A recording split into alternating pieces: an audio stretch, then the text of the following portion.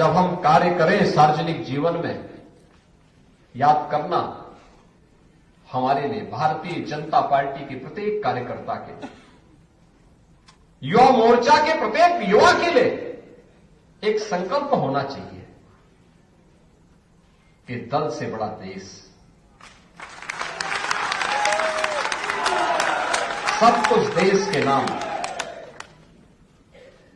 मेरा हर काम देश के नाम,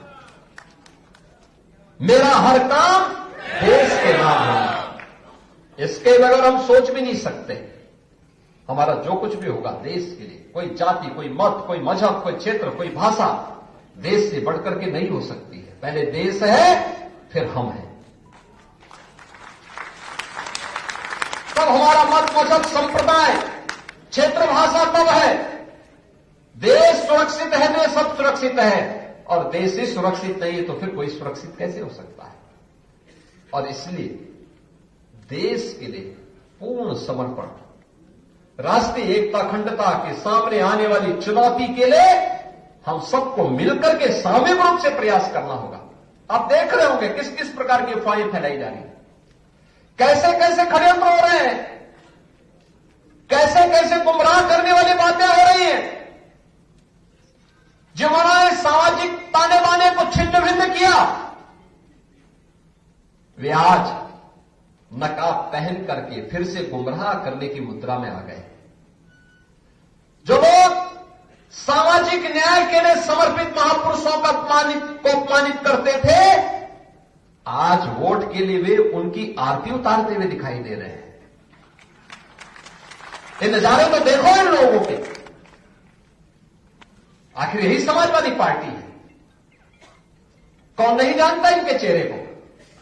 आखिर यही कांग्रेस है जिसने देश के अंदर सर्वाधिक समय तक शासन किया, और इनके कारनामों से कौन नहीं जानता है। बाबा साहब भीमराव अंबेडकर का सर्वाधिक अपमान इन्होंने किया, लोह पुरुष सरदार वल्लभ भाई पटेल का अपमान इन्होंने किया। इन महापुरुषों को भारत रत्न नहीं मिलने पाए, इसके लिए एड़ी चोटी लगाई। ऐसे लगता था जैसे भारत रत्न पर एक परिवार का एक अधिकार हो गया हो, उसी परिवार के सारे लोगों को मिलना चाहिए, बाकी किसी और को नहीं मिलना चाहिए। बहनों और भाइयों, जब भी इनको मौका मिला, कांग्रेस हो या समाजवादी पार्टी, ये तथाकथित धर्मनिरपेक्ष दलों को जब भी इनको मौका मिला, उन्होंने देश की कीमत पर राजनीति की है। यही अंतर है, ये देश की कीमत पर राजनीति करते हैं, हम लोग देश के लिए राजनीति करते हैं।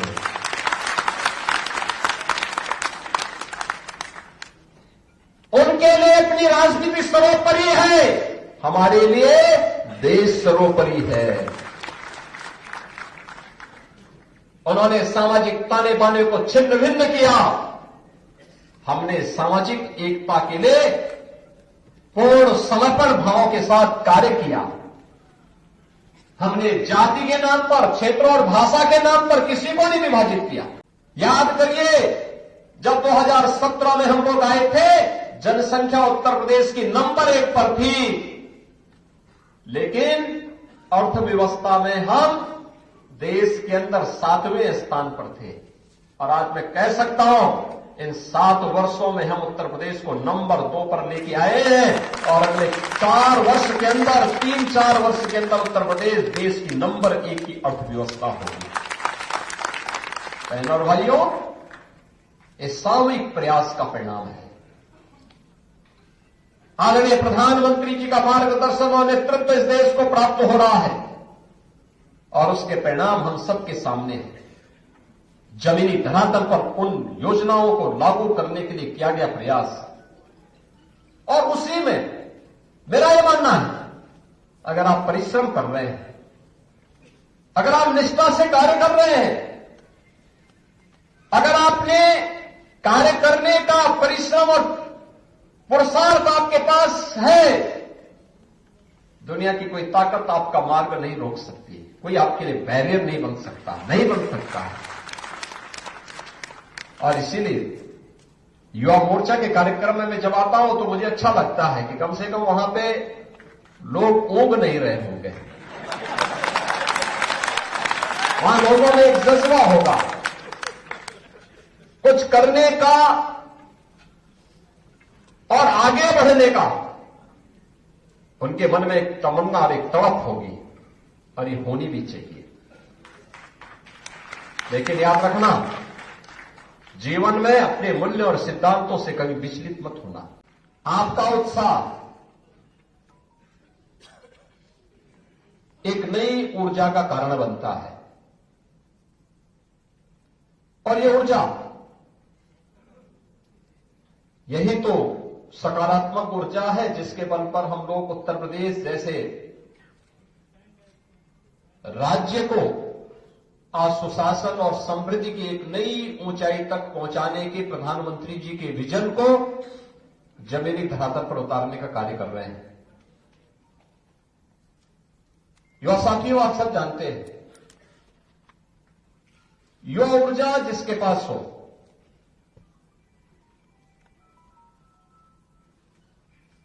उसके लिए कुछ भी असंभव नहीं हो सकता।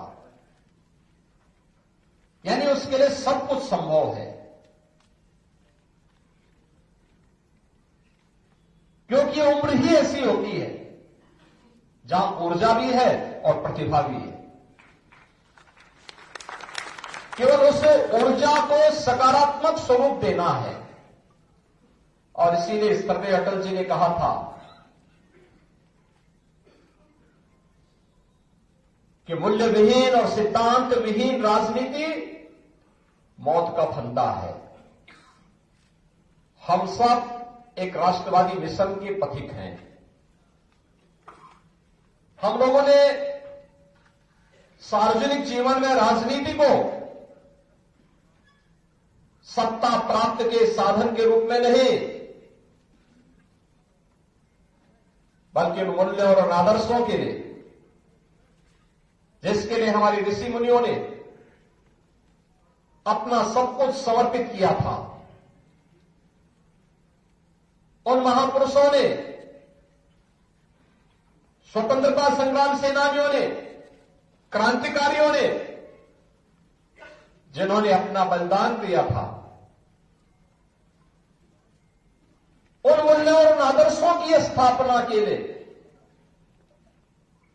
हम जिस राष्ट्रवादी मिशन के पथिक हैं, उससे विचलित हुए बगैर सत्ता हमारे लिए साध्य नहीं हो सकते। एक साधन हो सकता है राष्ट्र कल्याण का, लोक कल्याण का। और इसीलिए हम सब उस अभियान का हिस्सा बनकर के निरंतर अपनी ओर से परिश्रम की पराकाष्ठा पर पहुंच करके प्रयास करते हैं, कार्य करते हैं। कार्य करने के बाद कभी ये नहीं कहते कि हमने कर दिया, मैं तो उसमें एक निमित्त मात्र हूं। हम सब निमित्त मात्र हैं, करने वाला तो नियंता है। ये कार्यकर्ताओं की ताकत है, सहयोगियों का सहयोग है, नेतृत्व का मार्गदर्शन है, तब हम लोग सफल हो पाते हैं।